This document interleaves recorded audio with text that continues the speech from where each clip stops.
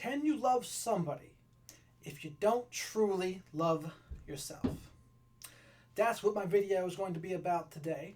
Before I get into that, please do subscribe, hit the notification bell so you'll be notified when I come up with more videos, and please share my content with others who enjoy videos about mental health, self-improvement, dating, relationships, and sometimes just my philosophy on things. But on to today's video. There's an African expression that says, beware of someone with no shirt who is offering you a shirt. And that's kind of what this reminds me of when someone who does not love themselves is trying to love someone else.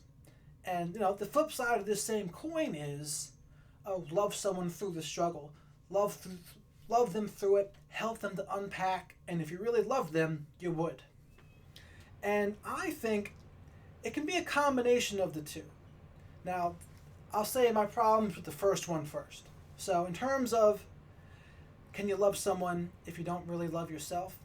I think you're more likely to become addicted to, or dependent to, or attached to someone in an unhealthy way if you don't love yourself, because you don't have a life that you truly love usually. You don't have hobbies or a community or friends, or you're missing something that is not contributing to your self-esteem.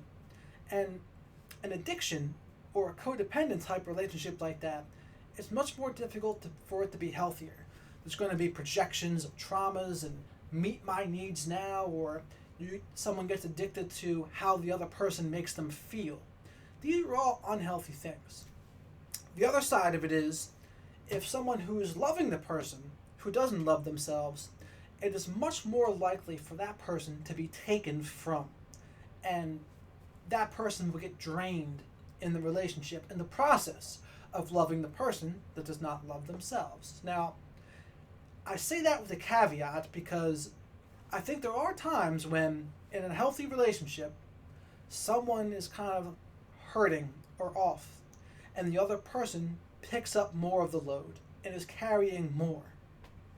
But I don't know how long that can continue in a healthy relationship. I think there's a time where the other person who is not loving themselves has to be able to take that load a little bit and begin to do the right things to work on themselves. Because I think what happens also is, like AA and NA say, you can't help anyone that's not willing to help themselves. And someone who's not willing to quit drinking or quit using drugs, it's going to be very difficult for them to get clean. And I think this analogy is very appropriate to the can you love yourself or not love yourself and love someone analogy, because eventually the person who doesn't love themselves is going to have to do something. They're going to have to show some willingness.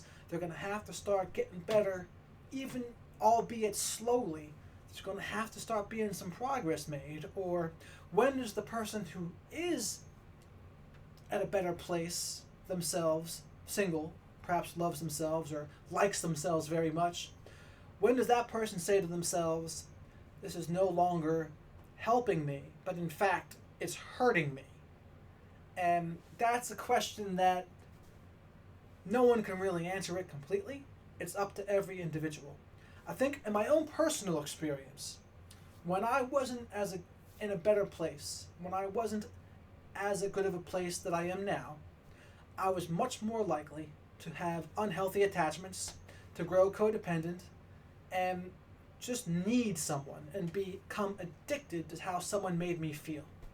And that can always come back at any given day too, but the antidotes are having goals I really enjoy, having friends, a sense of community, and hopefully something I do for a living that I really like. And those are the antidotes to it. But like when I wasn't in a good place, every one of my relationships tended to end in the same way. And so since I was the common denominator in all of my relationships, I decided that I was the problem. And I was perhaps, and what would always happen is, the more I started to care in the relationship, the other woman would begin to care less. And it happened 100% of the time. So my experience says I was just growing an unhealthy attachment. It's like that wasn't good. And now, since I've stopped doing that, my relationships have gone better. So it's a hard debate that I don't think there is a right or wrong answer, but I think there's sides that both sides need to ask themselves, right? The person who isn't in a good spot, they got to be really honest with themselves and really continue to grow, continue to try to do the next best thing for themselves and make an effort to change. Because if they don't, the person who is in a better place, it's going to be more like a parental relationship where there's not a balance of power. Like the other person is just pulling the whole load and the other person is just along for the ride. Now, if you're the person who is in a better spot, it's important to know you could always turn into the person in the other spot. Life has a funny way of doing that shit sometimes. So I would recommend being humble. But if I was in that spot, I would say, I think I would be willing, if I really love someone, I would pick up more of the load for a while. But I would think there's going to be a limit at some point to how far I would let that go. Where if this person that I was loving, that couldn't love themselves, was continuing to make the same mistakes year after year or month after month, and maybe even getting worse, and perhaps there is drug and alcohol abuse involved, and it's just not getting any better, but just getting worse, then there has to be a line in the sand somewhere, I would say. It's not like... And maybe for some people there is going to be no line in the sand. They're just going to go to the bitter ends. Maybe. And I'm not saying that's the wrong thing to do either, but I think everyone needs to be very honest with themselves and know when can they no longer take care of themselves because they're pulling more of the load for another person. And I think that the answer to that question is very personal for each one of us, but I think there is a time when you are caretaking as opposed to caregiving, right? Where you're going too far for someone else and it's actually hurting you to do so. And, it might not hurt the other person who's in a bad spot, but there could also come a point where because the other person's there, the person who's not loving themselves is not suffering the consequences of their actions. They are not being forced to face their issues because perhaps someone else has a buffer there for them. Maybe. But like I said, each situation is going to be a little bit different, but there's a lot of different angles and perspectives that are just going to need to be looked at. And I think that's something that in the new age here, that part is missing. But people don't look at all the different angles. They see a meme, they see one blurb, and they'll say, that's it, that's the right answer. Like, if you truly love someone, you'll help them unpack because everyone has baggage. That's the right answer, the end. Or they'll say, oh, I'm going to be very wary of a person who does not have a shirt trying to give me a shirt because that's just like someone who says they don't love themselves but they love me. That's the wrong answer. That's not good. It's like, no, things aren't that black and white, and there's going to be many different angles to it. But I think for both people, it's going to require a lot of self-honesty. Like, yep, when's the point for the person who is pulling more of the load that they begin to really hurt themselves and their own life is being affected? What is that point for you? And some people are stronger than others. So some people can do more and have it not really negatively affect them. Where someone else, like their sense of self-love is so fragile that all it takes is a little bit and they're off the rocker.